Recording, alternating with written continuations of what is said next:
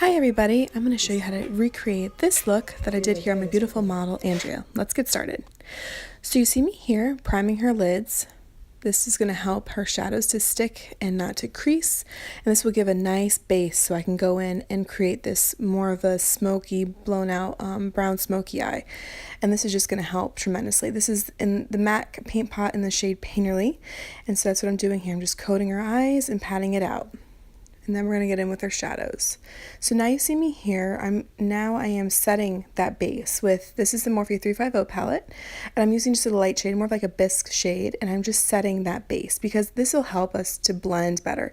The base is so sticky and tacky, which is awesome because it's like spackle for your eyes and your shadows won't move or crease, but you need to set it in order to blend out properly. So now I'm taking still a Morphe 350 palette, and I'm just taking a light brown shade, and I'm concentrating that in the outer corner of her eye and just using windshield wiper motions and circular motions, just blending that into her crease. Again, focusing it on the outside of the eye. And now I'm going in and taking a darker brown, just another shade darker, and doing the same thing. And again, I'm building all my pigment. And now I'm taking a Morphe brush, which everything I'm using will be listed down below. This one's still perfect for blending, but it's more precise, so I'm able to get in her crease more. It's a little bit more flat, and I'm able to kind of put it into her crease and go back and forth like that and build up the shadow. And like I said, it's best to build up your shadows because you can always add more color. It's so much harder to take away, and that's what you see me doing. So I'm just going back and forth blending. That blending is your best friend, and we are blending. That's all I can say. I'm just switching back and forth. That one, the MAC brush, has a lighter shade of brown, and the one on the Morphe brush has a little darker shade of brown. So I just go back and forth in transitioning, using those two to ensure proper blending to give a more blown out effect. And now I'm taking a lighter gold shadow and I'm placing on the inner corner and partially on her lid. We want it to be very glowy and gold, and these colors just bring that to mind for summertime for me for some reason. I don't know why. But anyway, I'm using my ring finger because it's a gentle finger, and this way these shadows work, I feel like they work better with the warmth of your fingertip. And this is my sister-in-law, so she doesn't mind me using my fingertip. For another client, I'd probably use like a MAC brush or any kind of brush that's flat and spray it with some Fix Plus or some water and really push that into the skin. But it's best to use patting motions because of fallout and just to push it and blend it into the skin. Now you see me taking the other brush that had the darker brown, and I'm just diffusing that line between the transition right there. So I'm just kind of blending it in so it looks more like an ombre effect, or like it fades in. Now I'm taking MAC Nylon and popping that in the inner corner to just give her even brighter, more glowy effect. Now we're on to brows. This chick has amazing brows, so it made it easy to do them. But you see me here priming with Anastasia Beverly Hills Brow Wax, and this is her L'Oreal brow pencil. This is the first time I've ever used this. I liked it. I still think I liked Anastasia Beverly Hills better, but that's just my opinion. This is a great alternative though for drugstore. So you see me brushing her brows down just to get the natural shape of her brow, and I'm just literally doing the outline with the pencil. You'll see in a minute that I go in with powder to fill in, but I'm just kind of going in and just giving some more like hair-like appearance in where it's a little sparse, and I'm just tracing the outer the template of her brow per se, and then I'm just combing again because when you add pigment and then comb it through, it just looks so much more natural. So now I'm going in with a Smashbox palette, and it's like brow and shadow colors. So I'm going in with a darker brown. I'm concentrating the darker colors from the mid-brow arch to the tail, leaving the forward center part of her brow a little bit lighter and not as harsh. And so that's what you see me doing here. I'm just going upward because the hairs there grow up. And so I just want to create a very natural look, a natural appearance to the brow.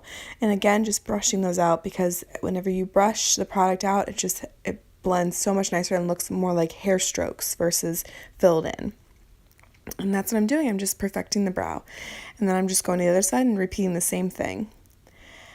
And I'm just filling in the outer tail, the darker color in the outer tail to the end. And now I'm coming in with concealer and I'm just carving out her brows. This just really gives a beautiful finish to a brow.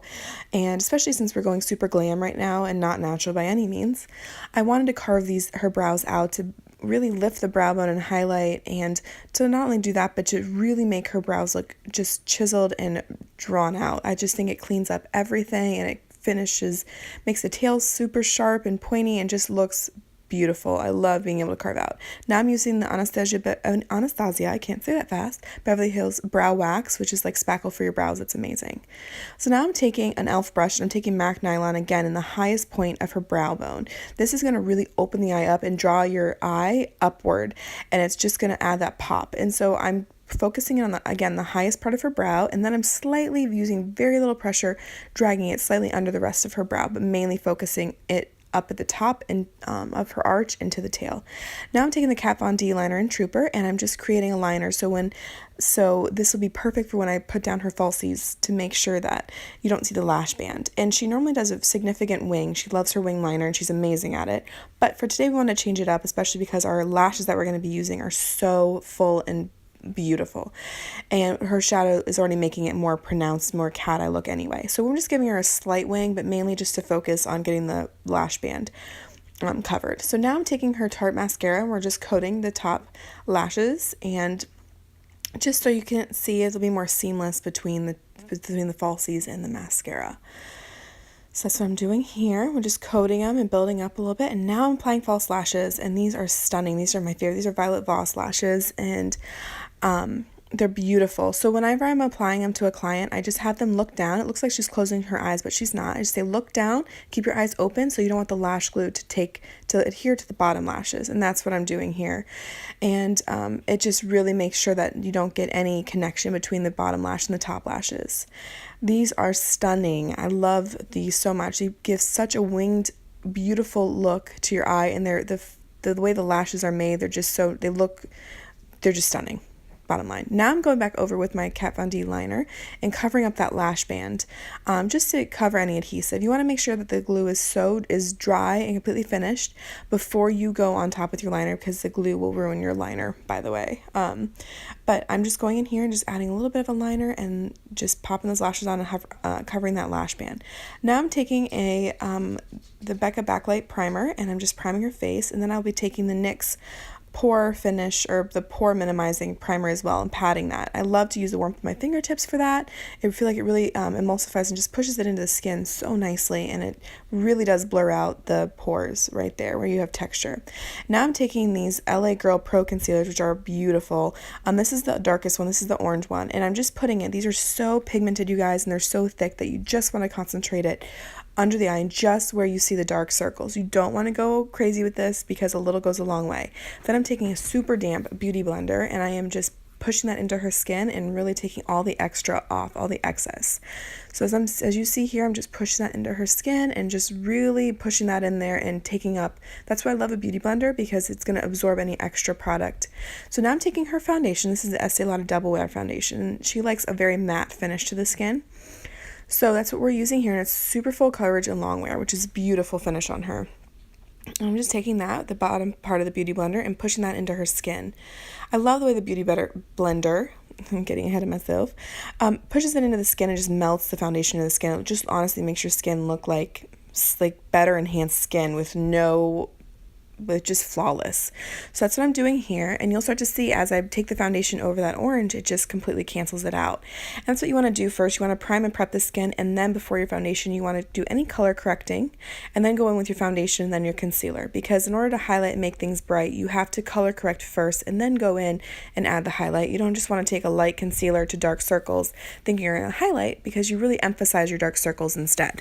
So that's what we're doing here. We're just continuing to blend, and pick up any excess foundation as well, so that way there's no cakiness, which is key. No cakey. So now you see me, I'm using her Age Rewind Concealer by Maybelline, which this stuff is beautiful. I love this one. And I'm just putting that underneath her eyes, and then you'll see too, I'll take it to the center of her forehead, down her nose, her cupid's bow, and her chin, because you want to balance out a highlight. And it looks more, I say more natural, but it looks just more proportioned. So I'm taking it under her eyes, obviously, because now we color corrected, and then we put our foundation on, and now we're brightening, because now we're all one canvas, one color, and now we can go in and brighten and contour where we want now. So you see me here balancing out her highlight, her natural highlight. And again, I'm using the Beauty Blender again because I want to pick up any excess concealer. I don't want any cakiness or crepiness under the eyes whatsoever. Who wants that, right? Anyway, now I'm taking my RCMA-No color powder and I am just pushing that in. I love using the damp Beauty Blender for this. And I'm just taking a good amount of powder and I go under the eyes, around the nose. I love to set around my nose too because I feel like the makeup wears around there throughout the day. So I'm really setting that.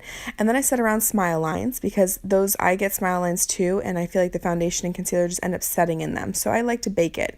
So that's what we're doing right now. And I let this sit for a while. The magic of camera is that it makes it look like I didn't because I'm already wiping it off, but I did keep these on for a while. Now I'm using a Maybelline powder here, and we're wiping off the bake. So I'm taking the Bare Minerals Well Rested under her eyes and in the highlighted places to keep it lighter than the rest of her face, because obviously we just highlighted. We don't want to go back over with powder and cover up that highlight. So I'm taking the Bare Minerals Well Rested on the places that I highlighted because it's so complementary to her skin tone too. And it just everything looks just brighter and more flawless that way, in my opinion. And then, like her said, her foundation or her powder we took around the rest of her face.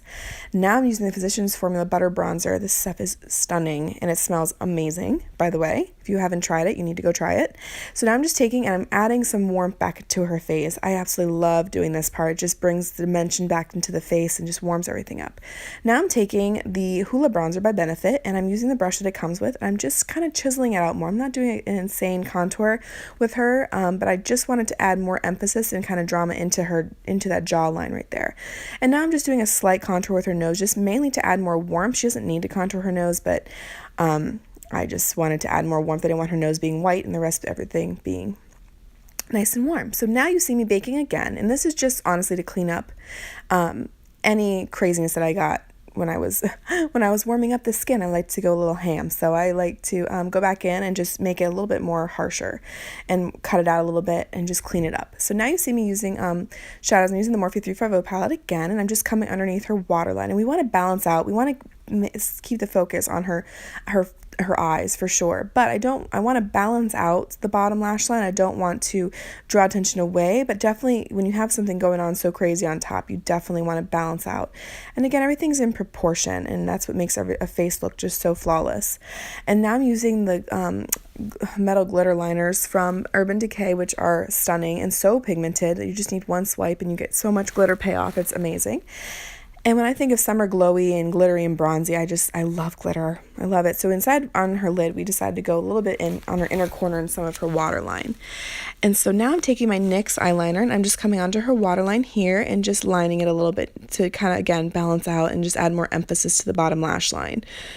So that's what we're doing here. And then I'm going to come in with her Tarte mascara and come on the bottom here on the bottom lash line and coat her bottom lashes nice and well. I love bottom lashes. I think it just balances out a look, especially having those crazy lashes on top. You definitely need to have a little emphasis on the bottom for sure. So that's what you see me doing here. And now I'm going back over it again, and I'm just, because I like to let it dry and get a little tacky, and then I put a second coat on. I just feel like the mascara adheres nicer to the lashes. Now I'm taking a combination of Tarte and Milani Blush and just popping that onto her apples of her cheeks and sweeping it all the way back to her hairline. As you can see, I still haven't wiped the bake off yet, because the longer it sits there, the more, there we go. Now we're wiping. So now I'm cleaning that off and just blending that in. See, it just cleans up that line so much. And now I'm highlighting using Becca's Champagne Pop with the Jaclyn Hill collection, of course. And don't pass out when I tell you this, but she has never highlighted before. That's what we were laughing at. So I was so honored to be able to give her first highlight. So now I'm also going in with Sin by Urban Decay, and I'm just kind of going over the Champagne Pop a little bit because I just want it to really emphasize and pop. Her nephew, my son, came into the room and she was telling him she's watching him, she's playing with him. They're too funny. And again, I'm just popping MAC Nylon again in their inner corner just to really add that emphasis. Now I'm using the NYX. That was the NYX primer, lip primer, which is awesome to fill in, especially going in with a liquid lip. That was just a fill. And now I'm using Jeffree Star's liquid lip in the shade Doll Parts. And she's so pretty. And now I'm going and cleaning that up a little bit with a little concealer and a tiny brush. And I'm spraying her with Gerard Cosmetics misting spray. And I'm popping a little gloss in the center just to give it a more doll-like appearance, a doll-like effect to her lips. And that completes this look, guys. I hope you enjoyed. Thank you for watching. Please go and recreate this look. And in the description bar below, I have all my social media listed below, so please follow me and stalk me. I would love to see what you guys come up with in recreating this, and I would love to give some credit where credit is due. So I hope you have a wonderful day and night wherever you are, and please subscribe, and I will see you in my next video. Bye!